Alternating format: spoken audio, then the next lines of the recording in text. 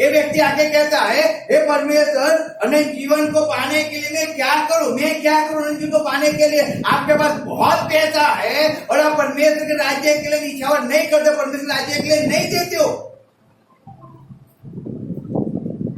देखो, बहुत पैसा लेकिन परमेश्वर के राज्य के लिए नहीं देते हो।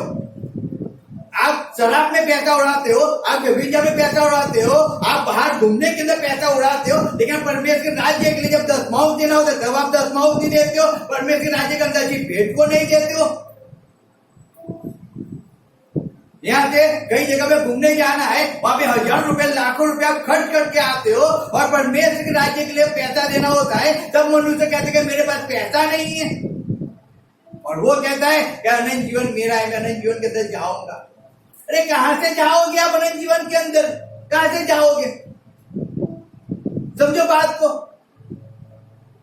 परमेश्वर एक व्यभिचार के पास जाके कहता है अपने व्यभिचार को छोड़ दे, वो नहीं छोड़ता है, उसके पास आज्ञा है वो नहीं छोड़ता। चोर के पास परमेश्वर का वचन जाता है और कहता है चोरी को छोड़, चोरी करना पाप है, वो चोरी को नहीं छोड़ता है। व्यसन करने के पास वचन जाता है और कहता है कि व्यसन को छोड़ दे, वो पाप है, तो व्यसन को नहीं छोड़ता है।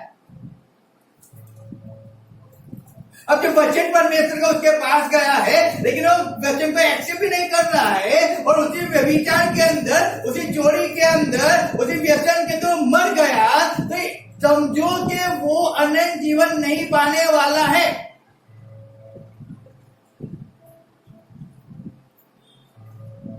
वचन कहता है कि यहाँ पे जब वो आज्ञा के कहता है कि हे परमेश्वर ने जीवन पाने के लिए मैं क्या करूं? परमेश्वर कहता है आज्ञा का पालन कर। वो कहता है मैं आज्ञा का पालन करता हूँ, पहले से आज्ञा का पालन करते हुए, और जब से मैं लड़कपन से जब मैं छोटा था ना तब से मैं आज्ञा का पालन करते हुए आया हूँ। यानी कि आज्ञा का पालन तो मैं करता हूँ, अब कुछ करना है क्या नहीं जीवन पाने के लिए?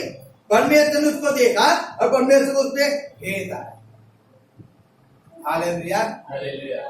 परमेश्वर ने उसको कहा अभी भी तू एक बात के अंदर क्या है? अधूरा है। पढ़ो क्या लिखा है?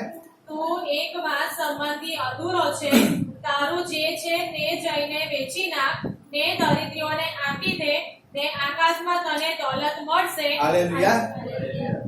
देखो लिखा है यहाँ पे मैं पढ़ता हूँ, इसने उसे उस पर दृष्टि करके उससे प्रेम किया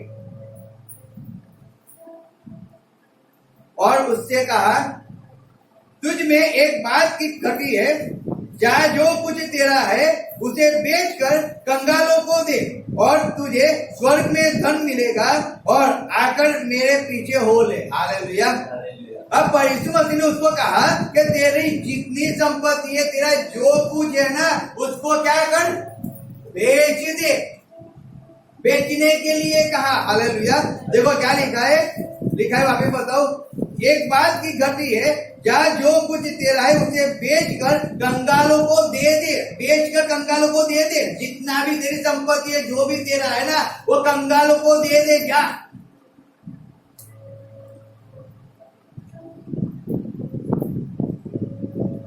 अब ये व्यक्ति जब यीशु मसीह में विश्वास करना चाहिए।